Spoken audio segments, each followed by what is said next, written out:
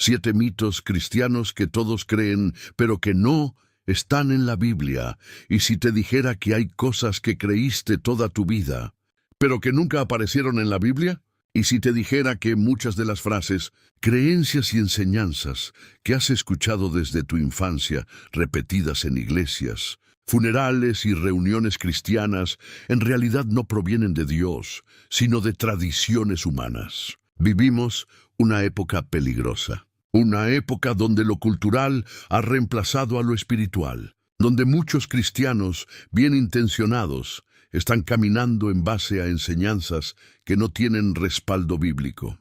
Frases que suenan correctas, que aparentan sabiduría, pero que están vacías de verdad divina. Y mientras oran, cantan y predican con todo su corazón, lo hacen muchas veces desde ideas que Dios nunca habló, desde conceptos que no fueron inspirados por el Espíritu Santo, sino fabricados por el pensamiento humano. Y lo peor de todo es que muchos ni siquiera lo saben. Hoy el Espíritu Santo quiere revelarte algo que puede sacudir tu fe para bien. Vamos a desenmascarar mentiras espirituales que han sido aceptadas como verdades. Vamos a examinar, a la luz de las Escrituras, esas frases y conceptos que se han infiltrado en la fe cristiana a lo largo de los siglos, y que millones repiten sin cuestionar. Este no es un video más, es un llamado urgente a despertar. Porque si construyes tu fe sobre lo que no es verdad, entonces tu vida espiritual estará en peligro. Hoy vas a descubrir 7 enseñanzas muy populares dentro del cristianismo, pero que no están en la Biblia. Y lo más importante, también aprenderás cómo reemplazarlas con verdades eternas que sí están en la palabra de Dios. Prepárate, porque este estudio va a sacudir tus certezas, pero también va a darte una base firme sobre la cual reconstruir tu fe. Y antes de que empecemos este viaje espiritual, deja una frase en los comentarios como una oración. Dios, muéstrame la verdad, que esa sea tu llave para abrir el entendimiento. Que esa frase sea tu forma de decir, Señor, yo quiero ver lo que otros no ven. Dale también me gusta a este video. No es un acto superficial. Al hacerlo, estás empujando este mensaje para que llegue a más personas que hoy caminan confundidas y necesitan luz. Y si aún no estás suscrito a este canal, hazlo ahora. Esta casa digital existe para personas como tú, creyentes que ya no se conforman con una fe heredada, sino que quieren una fe basada en la verdad de Dios. Felicidades por estar aquí, porque este video no es para cualquiera, es para aquellos que el Espíritu Santo está despertando. Y escúchame bien, la penúltima falsa enseñanza que vamos a desenmascarar hoy es una de las más peligrosas de todas. Es una frase que millones de cristianos creen, que parece bíblica, que incluso se predica desde los púlpitos, pero que en realidad está alimentando una mentira sutil y mortal. Cuando llegues a esa parte, algo se va a romper dentro de ti. Vas a ver la mentira y vas a ser libre. Toma aire profundo. Pide al Espíritu Santo que te acompañe en este estudio. Y comencemos. Primer mito: los 3 reyes magos. ¿Fueron realmente 3 y eran reyes? Muchos hemos crecido con la imagen entrañable de 3 hombres con coronas, túnicas lujosas y camellos, llegando a un humilde pesebre para adorar al niño Jesús. Esta escena ha sido recreada en obras de teatro navideñas, cuadros religiosos e incluso en canciones populares. Pero, ¿y si te dijera que esta imagen no proviene de la Biblia? Lo que creemos conocer puede ser en realidad el resultado de siglos de tradición que poco tienen que ver con el relato bíblico original. Cuando abrimos el Evangelio de Mateo, capítulo 2, encontramos el único relato en toda la Escritura que menciona a los conocidos magos de Oriente. El texto dice: unos magos vinieron del Oriente a Jerusalén diciendo, ¿dónde está el rey de los judíos que ha nacido? Es importante notar que Mateo nunca especifica cuántos eran. No dice que eran 3. Tampoco los llama reyes. Y por supuesto no menciona nombres como Melchor, Gaspar y Baltasar. La palabra original griega que se traduce como magos es magoi, una palabra usada en la antigüedad para referirse a sabios, astrólogos o sacerdotes de culturas orientales, particularmente de Persia o Babilonia.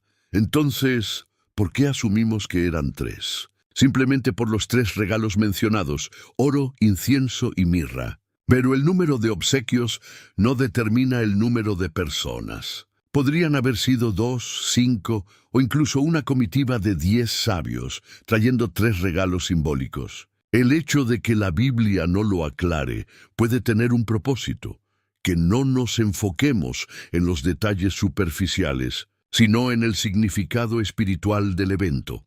En cuanto a los nombres de Melchor, Gaspar y Baltasar, estos aparecen por primera vez en escritos del siglo VI, es decir, más de 500 años después del nacimiento de Jesús.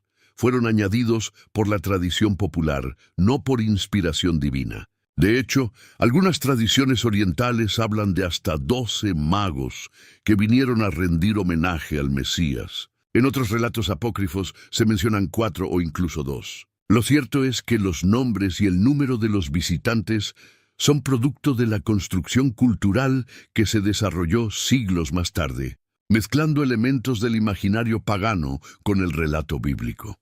Otro punto interesante es cómo se transformó la figura de sabios en reyes. Esta idea comenzó a tomar fuerza en el contexto de la interpretación de salmos y profecías del Antiguo Testamento, como Isaías 60.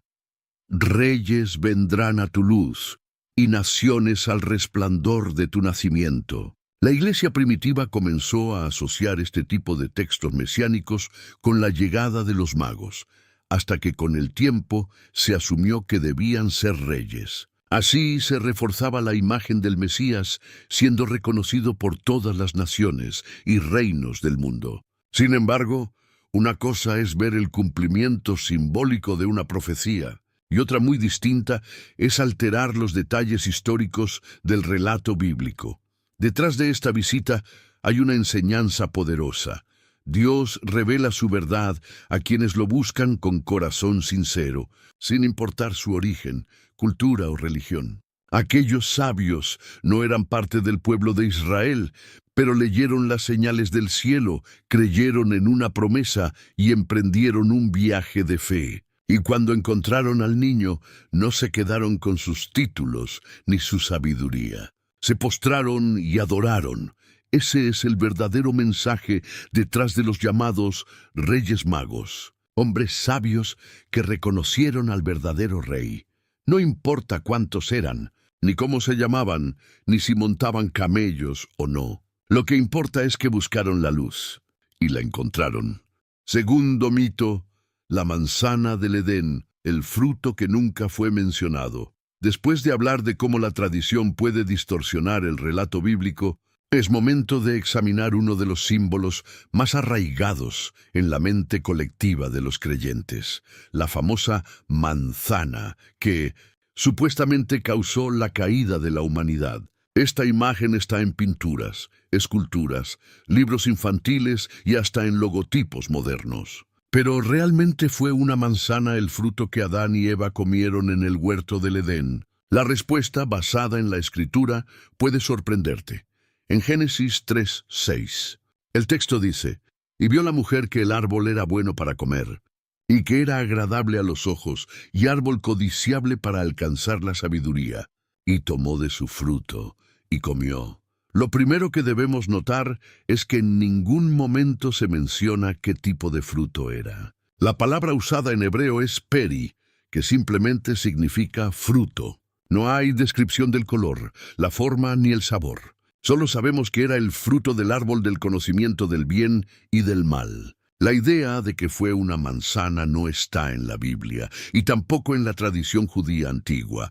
Entonces, ¿de dónde salió esa imagen tan popular? Para encontrar la respuesta debemos remontarnos a la traducción de la Biblia al latín en el siglo IV, conocida como la Vulgata, realizada por San Jerónimo. Al traducir el pasaje de Génesis, usó la palabra latina malum, que significa tanto mal como manzana. Esta coincidencia lingüística, un juego de palabras involuntario, fue suficiente para que en la Edad Media los artistas y teólogos comenzaran a representar el fruto prohibido como una manzana literal. El fruto del malum, el fruto del mal, se convirtió visualmente en una manzana. La conexión era tentadora y fácilmente comprensible para la mente medieval. Pero si regresamos al contexto geográfico y cultural del Medio Oriente bíblico, descubrimos algo aún más revelador. Las manzanas no eran comunes en esa región. El clima de Mesopotamia y Canaán no favorecía su cultivo en tiempos antiguos. En cambio, frutas como los higos, las granadas, las fechas y las uvas eran mucho más abundantes. De hecho, hay indicios que podrían sugerir que el fruto prohibido fue un higo. ¿Por qué? Porque justo después de comerlo, Adán y Eva se cubren con hojas de higuera. Génesis 3:7. Este detalle puede ser más que una coincidencia. Otros estudiosos apuntan a la granada, una fruta rica en simbolismo religioso en el mundo antiguo. La granada era un símbolo de fertilidad, poder y vida en muchas culturas, incluida la israelita. Sea cual haya sido el fruto real, lo cierto es que la Biblia guarda silencio, y tal vez lo hace con intención. El mensaje de Génesis no gira en torno a una fruta específica, sino al acto de desobediencia. La caída del ser humano no ocurrió por morder una manzana, sino por rebelarse contra el mandato claro de Dios. El verdadero problema no fue lo que comieron, sino lo que decidieron: confiar en su propio juicio en lugar de obedecer al Creador. Aquí es donde debemos tener cuidado. Cuando el símbolo se vuelve más importante que el significado, perdemos de vista la enseñanza central. Nos distraemos con lo externo y dejamos de mirar el corazón del mensaje. Y así, millones repiten la historia de la manzana sin entender la profundidad espiritual del Edén, la lucha entre la voz de Dios y la voz de la serpiente, entre el llamado a la obediencia y el deseo de ser como Dios. Que esta revelación nos lleve a algo más que una corrección histórica, que nos lleve a examinar nuestras propias decisiones, nuestros propios frutos, y a preguntarnos: ¿estoy obedeciendo a Dios o interpretando sus mandatos a mi conveniencia? El Edén no fue solo un jardín perdido, fue también una advertencia viva para cada corazón humano. Tercer mito: Lucifer, un nombre que la Biblia nunca usó para Satanás. Después de haber desmitificado el fruto del Edén, llegamos ahora a una figura temida, discutida y muchas veces malinterpretada: Lucifer. En el imaginario cristiano, este nombre se ha convertido en sinónimo del diablo, el ángel caído, el enemigo de Dios. Pero lo que muchos creyentes no saben es que la Biblia nunca llama a Satanás Lucifer. Esta asociación es el resultado de una interpretación errónea que con el tiempo se volvió tradición.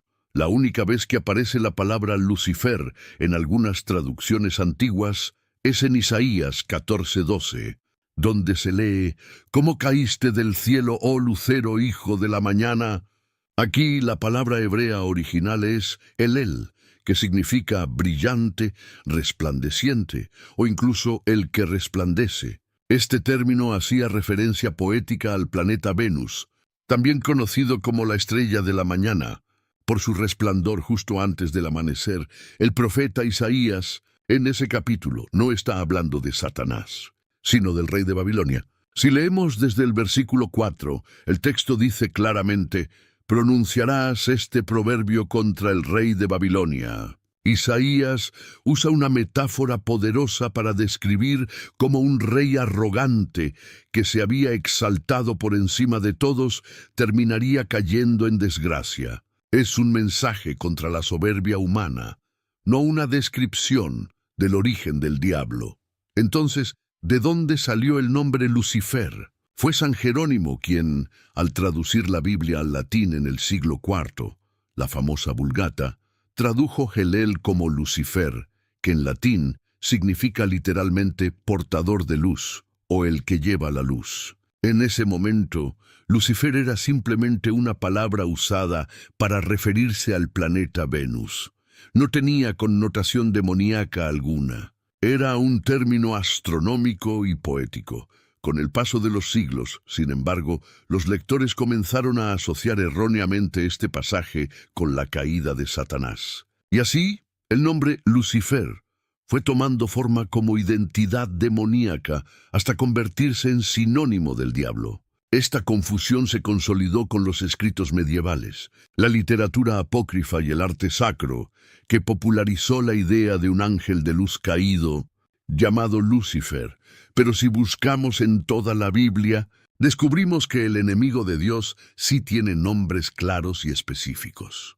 Se le llama Satanás, que en hebreo significa adversario. Se le llama diablo, diabolos en griego, que significa calumniador o acusador. También es descrito como el maligno, la serpiente antigua, el dragón, el tentador. En ninguno de estos pasajes inspirados se usa el término Lucifer como nombre propio del enemigo. ¿Y por qué importa aclarar esto? Porque las malas interpretaciones teológicas no solo distorsionan conceptos, sino que pueden desviar nuestra fe hacia mitos, símbolos vacíos o temores infundados. Satanás no necesita que le atribuyamos nombres falsos. Lo importante no es cómo se llama, sino cómo opera, con engaño, división y acusación. Nuestra batalla no es contra un nombre, sino contra su obra. Este mito nos recuerda algo crucial.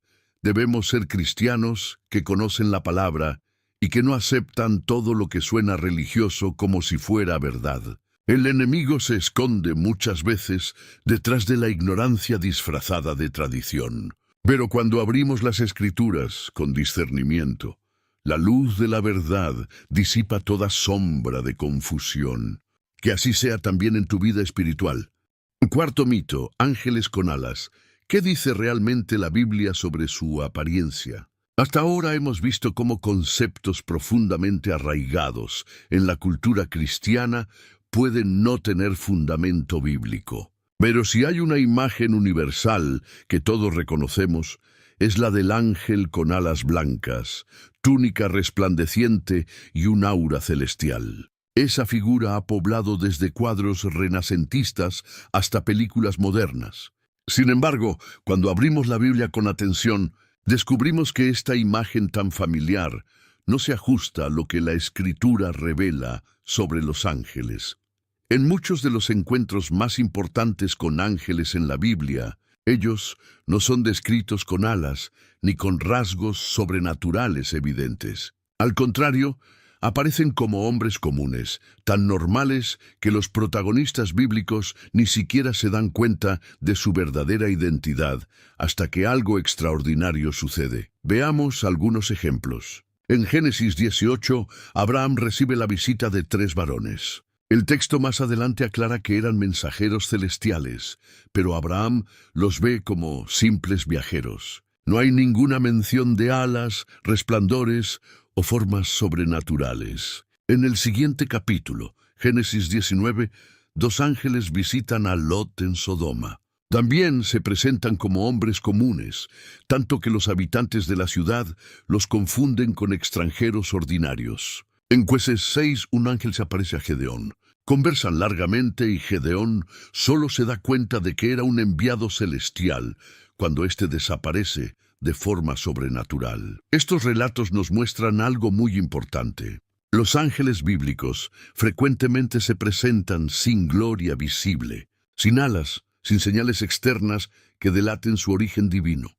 ¿Por qué? Porque su misión muchas veces es acercarse al ser humano en su cotidianidad, en su entorno, sin producir temor ni distancia. Son mensajeros. Eso es lo que significa la palabra ángel.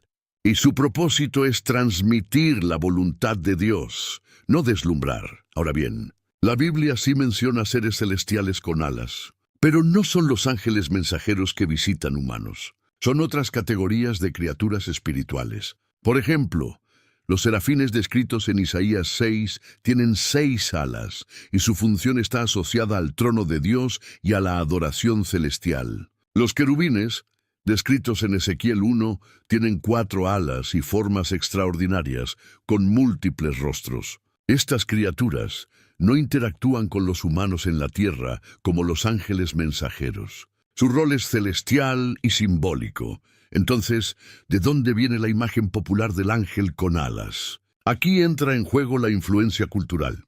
En el arte cristiano primitivo, especialmente a partir del siglo IV, los artistas comenzaron a representar a los ángeles con alas inspirados en figuras de la mitología grecorromana, como Nike, la diosa de la victoria, que era representada con alas. También influyeron las figuras aladas de las religiones persas, egipcias y nórdicas. Con el tiempo, esta estética fue adoptada por la Iglesia y normalizada en el arte, la arquitectura y hasta la liturgia visual. Es crucial entender esto. La imagen de los ángeles con alas proviene más del arte que de la Biblia.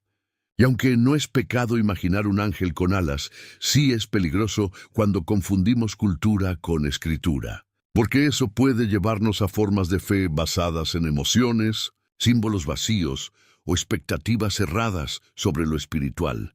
La verdadera enseñanza bíblica sobre los ángeles nos habla de seres reales, enviados por Dios, que actúan en lo oculto, que se presentan muchas veces como hombres comunes y que cumplen misiones específicas en la historia humana.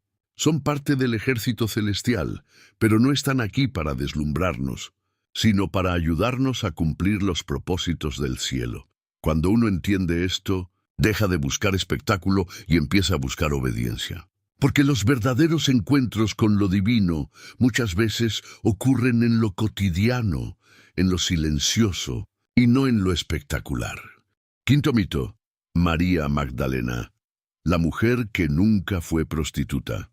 Hasta ahora, hemos desmontado representaciones erradas de ángeles, nombres equivocados para el enemigo y símbolos sobrecargados de tradición. Pero hoy nos detenemos en una figura profundamente significativa del Nuevo Testamento: María Magdalena. Durante siglos ha sido señalada, malinterpretada y encasillada en un rol que la Biblia jamás le asigna. Es hora de corregir esa historia. María Magdalena nunca fue prostituta, y el error de creerlo ha ocultado la verdadera grandeza de su fe y su papel en la historia del Evangelio. Lucas 8:2 nos presenta por primera vez a María Magdalena y algunas mujeres que habían sido sanadas de espíritus malos y de enfermedades. María, llamada Magdalena, de la que habían salido 7 demonios. Este versículo es claro: ella fue liberada de opresión espiritual, pero no hay absolutamente ninguna mención a una vida de prostitución o inmoralidad sexual. Entonces, ¿de dónde salió esta falsa imagen? La raíz está en una interpretación errónea que tomó fuerza a partir del siglo VI. En un famoso sermón, el Papa Gregorio Magno cometió el error de fusionar 3 mujeres diferentes en una sola: María Magdalena, la mujer pecadora que unge los pies de Jesús en Lucas 7, y María de Betania, hermana de Marta y Lázaro. En su mensaje, Gregorio identificó a estas 3 como si fueran la misma persona. Y a partir de ese momento, la tradición cristiana adoptó esta versión sin cuestionarla durante siglos. Pero basta con leer los textos con atención para ver que se trata de 3 mujeres distintas. En Lucas 7, la mujer pecadora no tiene nombre. Solo se nos dice que irrumpe en la casa de Simón el fariseo, llorando, y unge los pies de Jesús como acto de arrepentimiento. En Juan 12, María de Betania aparece claramente identificada como la hermana de Marta y Lázaro. Y en Lucas 8, María Magdalena es presentada en otro contexto completamente distinto, como una seguidora fiel, liberada por Jesús, que lo acompañaba junto a otras mujeres en su ministerio. Confundirlas ha sido un error histórico de enormes consecuencias. Se ha empañado la imagen de una de las discípulas más fieles de Jesús, reduciéndola injustamente a una caricatura de mujer arrepentida. Pero María Magdalena fue mucho más que eso. Ella estuvo presente al pie de la cruz, cuando la mayoría de los discípulos varones habían huido por miedo. Estuvo allí, firme, en medio del dolor. Y no solo eso, fue la primera persona en ver a Jesús resucitado. Marcos 16:9 y Juan 20:11-18 lo afirman con claridad.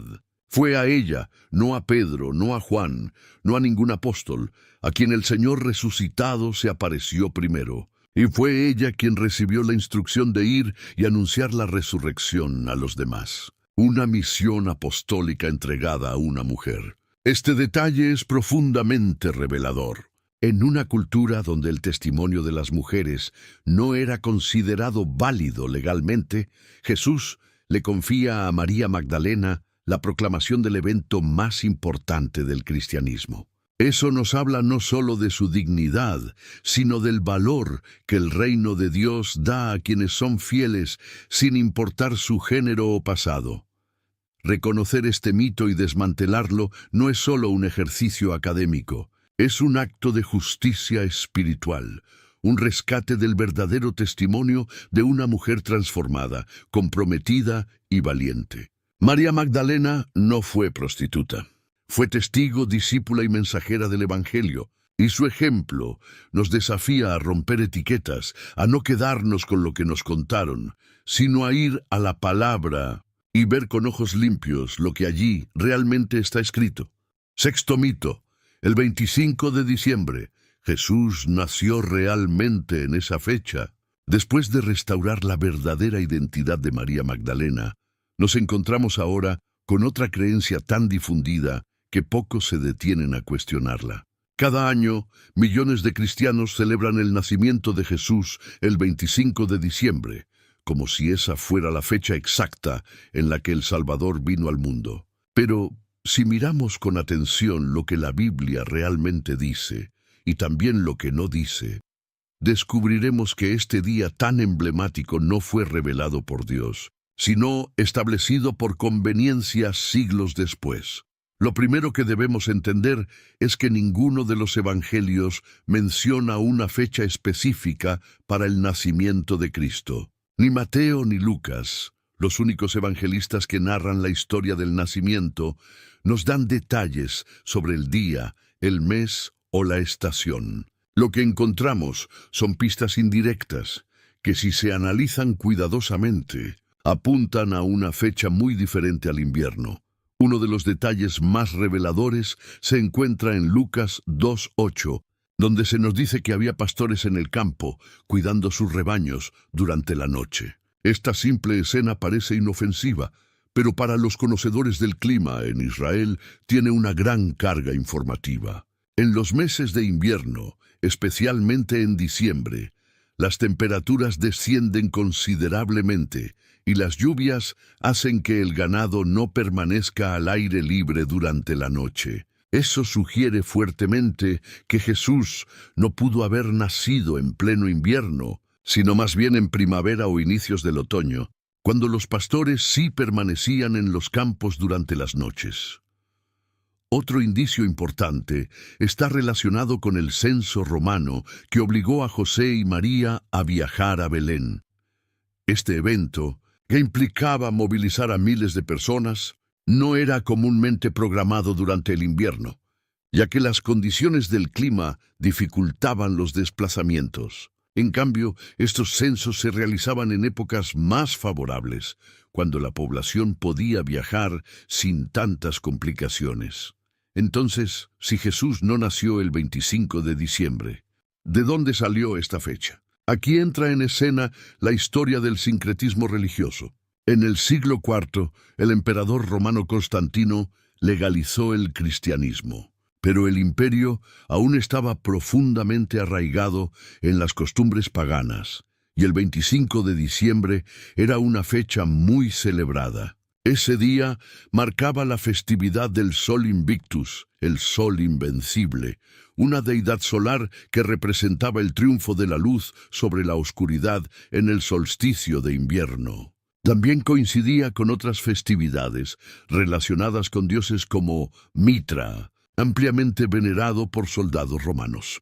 Los líderes de la Iglesia, buscando facilitar la transición cultural y evitar tensiones con las costumbres populares, adoptaron esa fecha y le dieron un nuevo significado: el nacimiento del verdadero Sol de Justicia, Jesucristo. Así, lo que antes era una fiesta pagana se transformó en una conmemoración cristiana, no basada en la revelación bíblica, sino en una estrategia política y pastoral. Es importante entender que los primeros cristianos no celebraban la Navidad. Su enfoque principal era la Pascua, porque la muerte y resurrección de Cristo era, y sigue siendo, el núcleo del Evangelio. Solo siglos después, el nacimiento comenzó a conmemorarse oficialmente, y no como un dato histórico exacto, sino como una forma simbólica de afirmar que la luz del mundo había llegado. Saber esto no debe llevarnos a rechazar la celebración del nacimiento de Jesús, sino a comprenderla con madurez espiritual. El problema no está en tener una fecha especial para recordarlo, sino en confundir tradición con revelación. Porque cuando conocemos la verdad, no dejamos de celebrar, solo que ahora lo hacemos con mayor profundidad, reconociendo que la verdadera luz no depende de un día en el calendario, sino de una vida entregada a Cristo cada día del año. Séptimo mito: el limbo, un lugar que nunca aparece en las Escrituras. A lo largo de este recorrido, hemos desenmascarado tradiciones que se mezclaron con la verdad bíblica. Ahora llegamos a uno de los conceptos más delicados y emocionalmente cargados en la historia de la teología: el limbo. Para muchos creyentes, especialmente aquellos que han perdido hijos pequeños o bebés, esta idea ha sido fuente de consuelo y también de profunda confusión. Sin embargo, hay una verdad que debe ser dicha con claridad y compasión. El limbo no aparece en la Biblia. Nunca fue enseñado por Cristo, ni mencionado por los apóstoles, ni revelado por el Espíritu Santo. Es una construcción puramente teológica, nacida siglos después del cierre del canon bíblico. El concepto del limbo comenzó a tomar forma en la Edad Media, especialmente alrededor del siglo XI. Surgió como una posible solución a una pregunta teológica compleja: ¿qué pasa con los niños que mueren sin ser bautizados? Según la teología católica de aquel tiempo, el bautismo era absolutamente necesario para la salvación, debido a la doctrina del pecado original. Y al mismo tiempo, resultaba impensable que Dios, justo y misericordioso, enviara al infierno a bebés inocentes. Entonces se propuso una idea intermedia: un lugar de espera, sin sufrimiento, pero también sin la presencia de Dios. Ese fue el limbo, un estado hipotético de felicidad natural, pero sin la visión beatífica del cielo. ¿Pero qué dice la Escritura sobre esto? Nada. No existe un solo versículo, ni en el Antiguo ni en el Nuevo Testamento, que mencione el limbo. La palabra ni siquiera aparece. Por el contrario, Jesús habló con un amor profundo y directo hacia los niños. En Mateo 19:14 dijo: «Dejad a los niños venir a mí, y no se lo impidáis, porque de los tales es el reino de los cielos». Y en Marcos 10:14, el mismo mensaje es reafirmado con más fuerza. Jesús se indignó al ver que los discípulos alejaban a los niños. Su reacción fue clara y firme. Para Jesús, los niños no eran excluidos del reino por no estar bautizados. Al contrario, eran modelos de fe, receptores naturales de la gracia divina. Una historia particularmente poderosa se encuentra en 2 Samuel 12:23. El rey David, tras perder a su hijo recién nacido, expresa una esperanza profunda: «Yo voy a él, mas él no volverá a mí». Esta declaración no es solo una resignación al duelo, es una afirmación de confianza. David creía que volvería a encontrarse con su hijo en la presencia de Dios. No hay limbo, no hay ambigüedad, solo esperanza basada en la misericordia del Señor.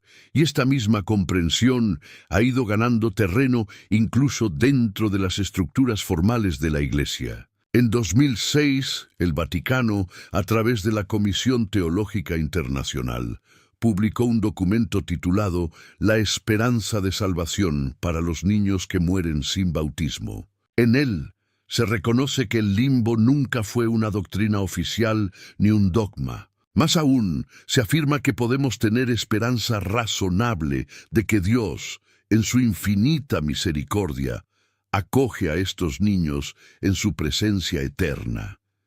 Entonces, ¿por qué es tan importante desmontar este mito? Porque detrás de esta falsa enseñanza hay corazones rotos, padres angustiados, generaciones marcadas por el temor en lugar de la gracia. Y la verdad de la palabra es más fuerte que cualquier construcción humana. Dios no es un juez frío que excluye a los más inocentes por cuestiones rituales. Dios es Padre, y sus brazos están siempre abiertos para los que no tuvieron siquiera la oportunidad de elegir. Saber esto transforma el duelo en esperanza, transforma la culpa en descanso, y nos invita a mirar a Dios no a través de los lentes de la tradición, sino desde la revelación viva de su amor eterno, porque en el corazón del Padre ningún niño queda fuera. Acabas de descubrir 7 de los mitos más comunes que millones de cristianos creen sin cuestionar. Y si llegaste hasta aquí, es porque algo dentro de ti está despertando. Un deseo profundo de conocer la verdad de Dios sin filtros, sin tradiciones humanas que distorsionen el mensaje puro del Evangelio. Pero lo que viene a continuación es aún más importante, porque no basta con identificar lo que es falso. Ahora debemos entender cómo lo falso se infiltra. ¿Cómo es posible que tantas personas sinceras hayan creído durante siglos en enseñanzas que nunca estuvieron en la Biblia? Aquí entramos en un terreno delicado, pero absolutamente necesario, el peligro de confundir tradición con revelación. Muchos creyentes no caen porque rechacen a Dios, sino porque aceptan costumbres religiosas como si fueran mandamientos divinos. Y este error no es nuevo. Jesús mismo lo enfrentó cara a cara. En Marcos 7, Jesús confronta a los fariseos con una frase contundente que aún hoy resuena como una espada en el corazón de la religión vacía. Invalidan la palabra de Dios con su tradición que habéis transmitido. Esas palabras fueron dirigidas a líderes espirituales que amaban más sus sistemas que al Dios vivo. Tenían tantas reglas, rituales y estructuras humanas que ya no quedaba espacio para escuchar al Espíritu Santo. El problema no era solo lo que enseñaban, sino la autoridad que daban a sus tradiciones, poniéndolas al mismo nivel, o incluso por encima, de la Escritura. Y si esto ocurría en tiempos de Jesús, ¿cuánto más puede ocurrir hoy? Vivimos rodeados de tradiciones religiosas. Algunas son hermosas y simbólicas, otras completamente inofensivas. Pero hay ciertas costumbres que han tomado una forma peligrosa, la de doctrina incuestionable. Personas que enseñan que siempre se ha hecho así, como si eso fuera una garantía de verdad. Ritos vacíos, frases repetidas sin entendimiento, prácticas heredadas sin discernimiento. ¿Cuántas de ellas realmente vienen de la boca de Dios? Por ejemplo, hay quienes oran mirando al cielo, porque así vieron hacerlo a otros, pero no saben que Jesús muchas veces oraba en secreto, en lo íntimo, sin necesidad de posturas visibles. Hay quienes se persignan al entrar a un templo, aunque eso no aparece en ninguna parte de la Biblia. Hay quienes creen que ciertos objetos, frases o movimientos físicos tienen poder espiritual, cuando la Biblia afirma que el poder no está en los rituales, sino en la fe viva y en la comunión con Dios. No se trata de rechazar todo lo antiguo, sino de examinarlo con la luz de la palabra. Porque cuando una tradición comienza a ocupar el lugar que solo le corresponde a la verdad revelada por Dios, entonces se convierte en un ídolo silencioso que reemplaza la voz del Espíritu. Estamos adorando a Dios como Él quiere o como a nosotros nos resulta más cómodo. Esa es la pregunta que marca la diferencia entre una fe viva y una religión muerta. Y es una pregunta que cada creyente, cada iglesia, cada líder espiritual debe hacerse con sinceridad. No basta con ser sincero, es necesario ser bíblico. Y para eso, lo que exploraremos a continuación te ayudará a abrir los ojos aún más, porque ahora entraremos en los mecanismos espirituales que te permitirán distinguir la verdad de la tradición con mayor claridad. Prepárate para seguir profundizando. Al ver cómo las tradiciones humanas pueden desplazar la verdad divina, surge una inquietud aún más profunda. ¿Y si algunas de las creencias más populares nacieron no solo de costumbres, sino de errores de traducción? ¿Y si ciertas palabras, mal traducidas durante siglos, nos han hecho construir doctrinas enteras sobre bases que nunca existieron en el texto original?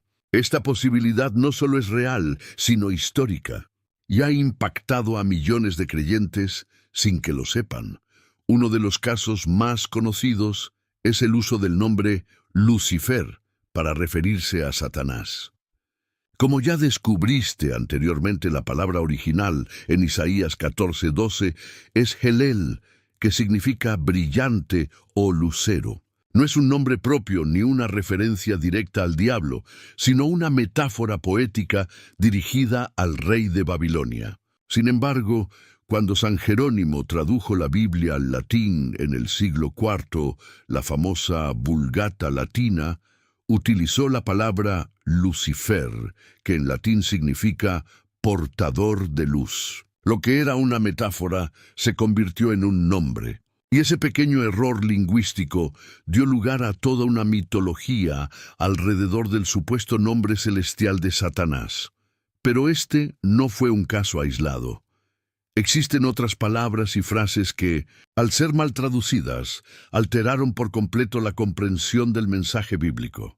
Por ejemplo, la palabra griega metanoia, que significa cambio de mente o transformación interior, fue traducida durante siglos como penitencia, lo que desvió el énfasis del arrepentimiento sincero hacia actos exteriores de castigo o dolor físico. Otro ejemplo es la palabra hebrea Sheol, que significa simplemente sepulcro o morada de los muertos, pero fue traducida como infierno en muchos contextos, alimentando una imagen equivocada del más allá. Estos errores, aunque a veces involuntarios, moldearon la forma en que millones de personas entendieron a Dios, al pecado, al cielo, al infierno, incluso al mismo Salvador. Por eso es tan vital comprender que la fe cristiana no se basa en traducciones humanas, sino en la revelación divina. Y aunque Dios puede hablarnos por medio de cualquier versión de la Biblia, también nos llama a ser creyentes maduros, capaces de escudriñar, investigar y entender. Hoy tenemos acceso a herramientas que generaciones anteriores nunca imaginaron: Biblias interlineales, concordancias digitales, recursos académicos que permiten consultar el hebreo y el griego originales. Ya no estamos limitados a lo que nos fue traducido. Podemos ir directamente a las raíces, pedir al Espíritu Santo entendimiento y ver la palabra como fue inspirada. Esto no se trata de desconfiar de toda traducción, sino de desarrollar una actitud de búsqueda espiritual, porque la verdad no teme ser investigada. De hecho, cuando amas la verdad, te comprometes con ella más allá de lo superficial. Y aquí es donde muchos creyentes dan un salto en su caminar con Dios. Dejan de ser simples oyentes y se convierten en buscadores de la verdad. Personas que no repiten lo que otros dicen, sino que se sumergen en la Escritura con reverencia, con pasión y con deseo de agradar a Dios en espíritu y en verdad. Porque cada palabra cuenta, cada coma, cada matiz, cada contexto. Y lo que vamos a explorar ahora te mostrará que el problema no es solo lo que leemos, sino cómo lo interpretamos. Prepárate para el siguiente paso en este viaje espiritual: entender la diferencia entre lo que la Biblia dice y lo que nosotros asumimos que dice. Y si errores de traducción pueden moldear creencias, ¿qué decir de aquellos que, con pleno conocimiento, manipulan la verdad. Aquí ya no hablamos de fallos accidentales o tradiciones mal heredadas. Hablamos de una realidad mucho más peligrosa, cuando la mentira se disfraza de verdad dentro de los propios altares.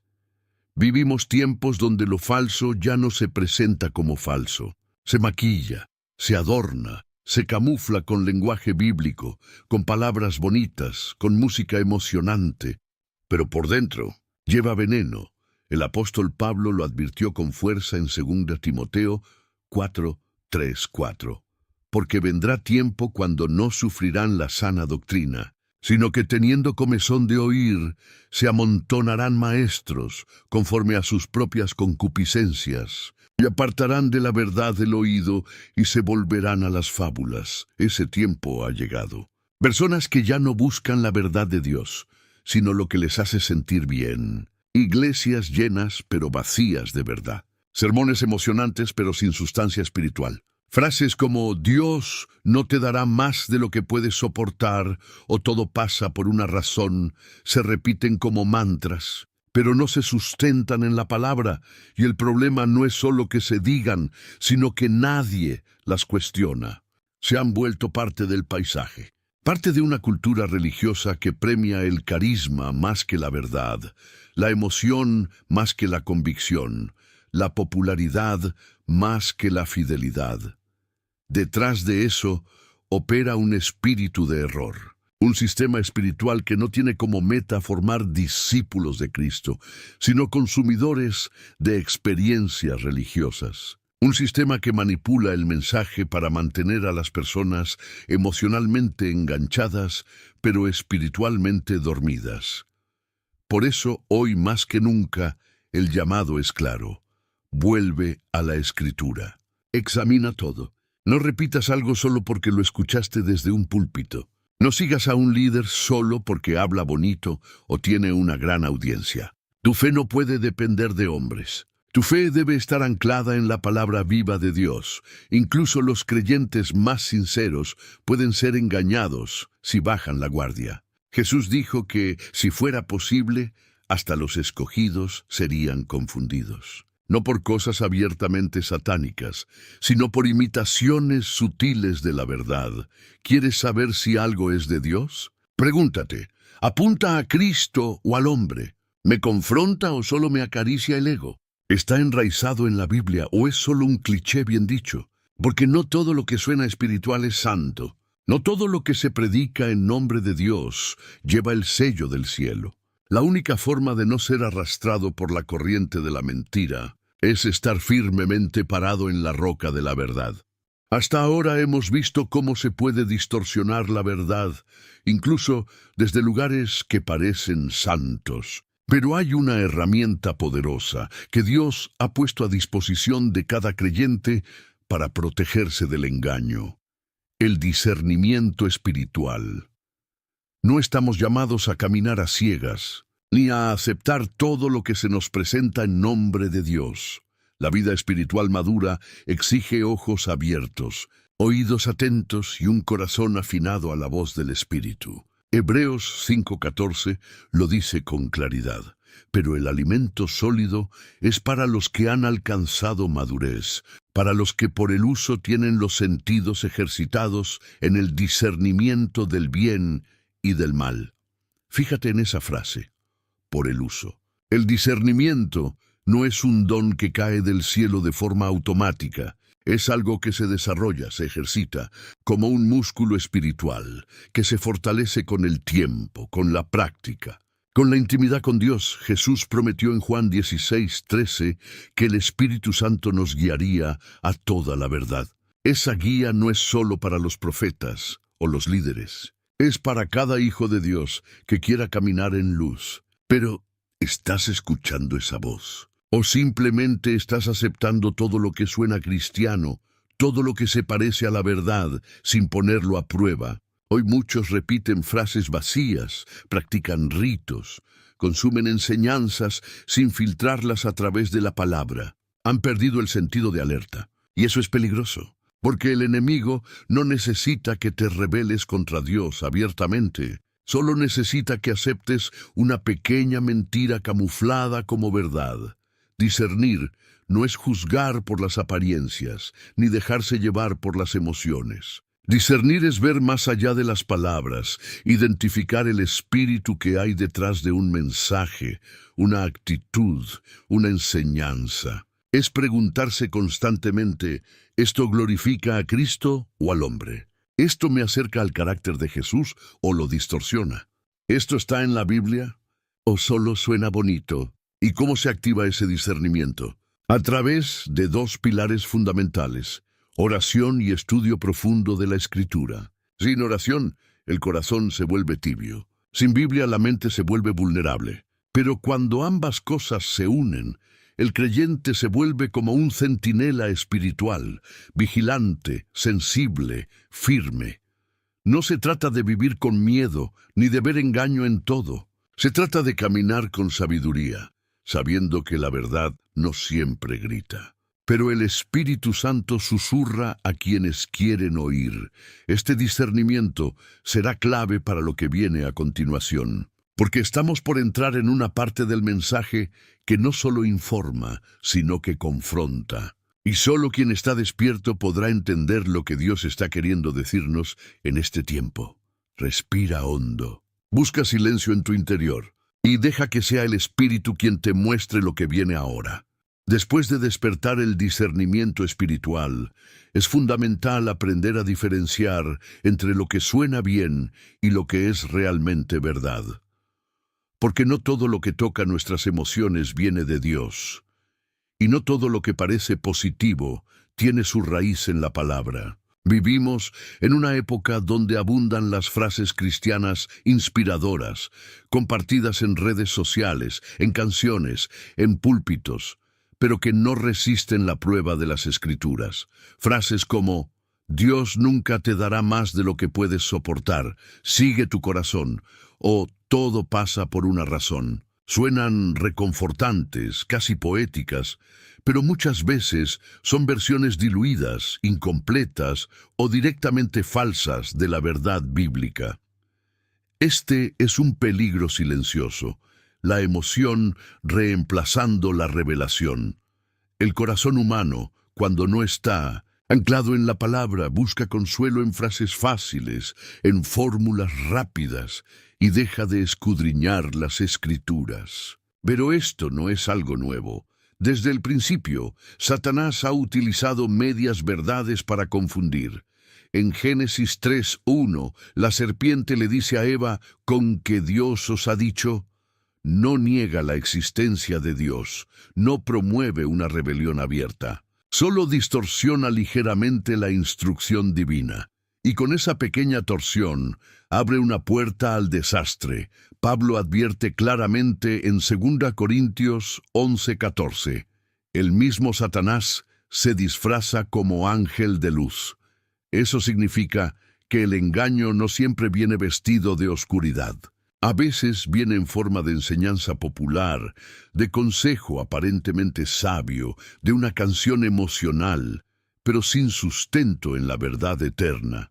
Por eso debemos preguntarnos constantemente: ¿estoy siendo guiado por la palabra de Dios o por lo que me hace sentir bien? Porque la verdad no siempre acaricia. A veces confronta, a veces duele, pero siempre transforma. Protegerse del error espiritual requiere algo más que buena intención. Requiere una mente renovada por la verdad. Romanos 12:2.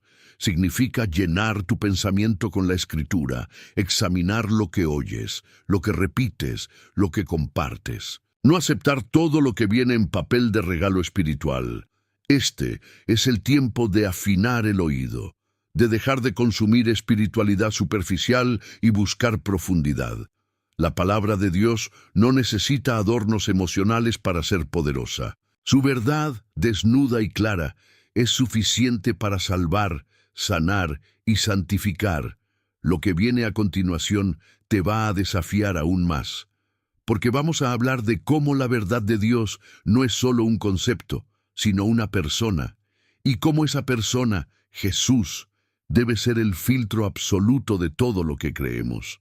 Después de comprender cuán fácil es confundir lo emocional con lo verdadero, surge una pregunta inevitable.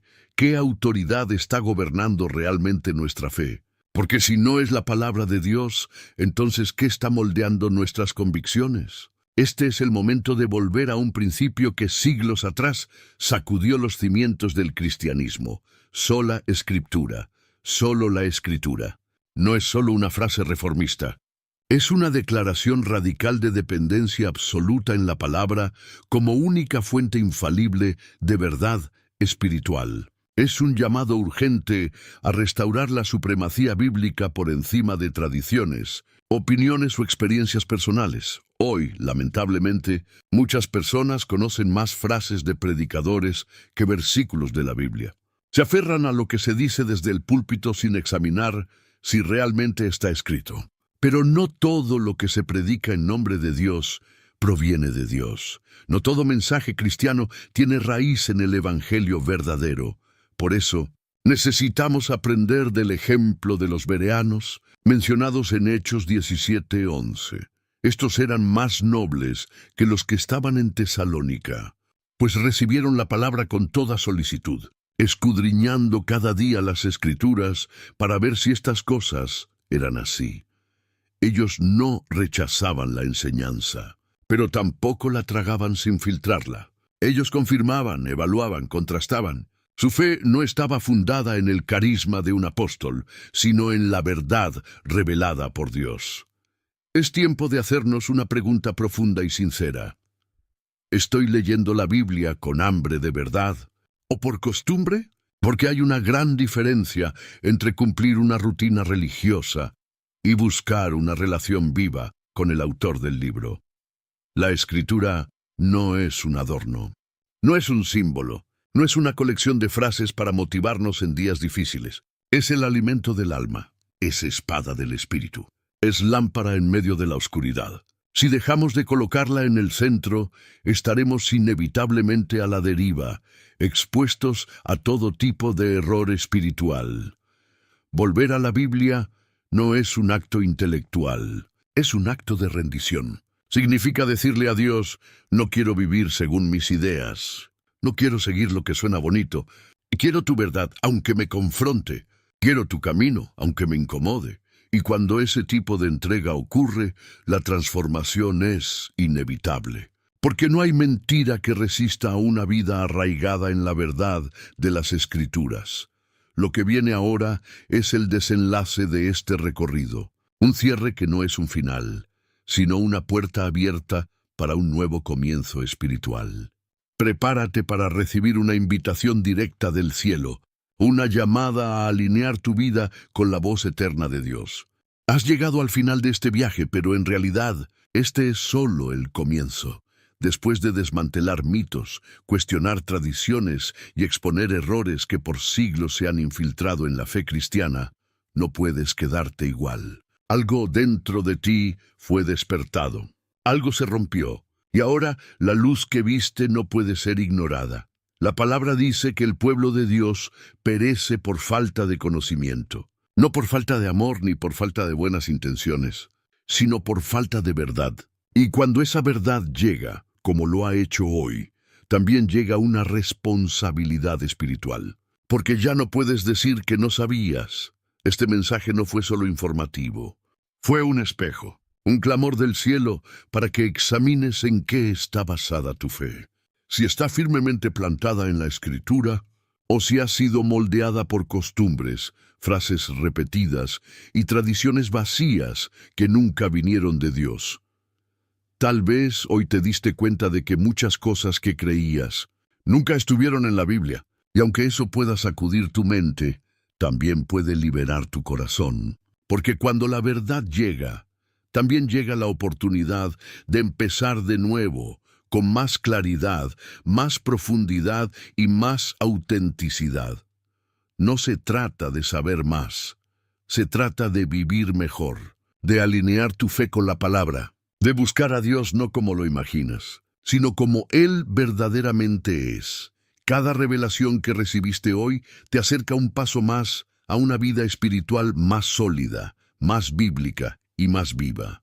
Y aunque el mundo espiritual esté lleno de engaños sutiles, tú no naciste para caminar en confusión. Naciste para caminar en verdad.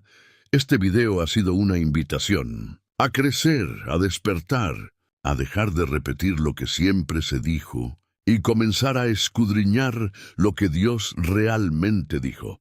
Que el Espíritu Santo fortalezca tu discernimiento. Que la Escritura vuelva a ser tu brújula. Y que nunca más confundas tradición con revelación, porque cuando conoces la verdad, ya no hay vuelta atrás. Y esa verdad, aunque duela al principio, siempre trae libertad. Amén.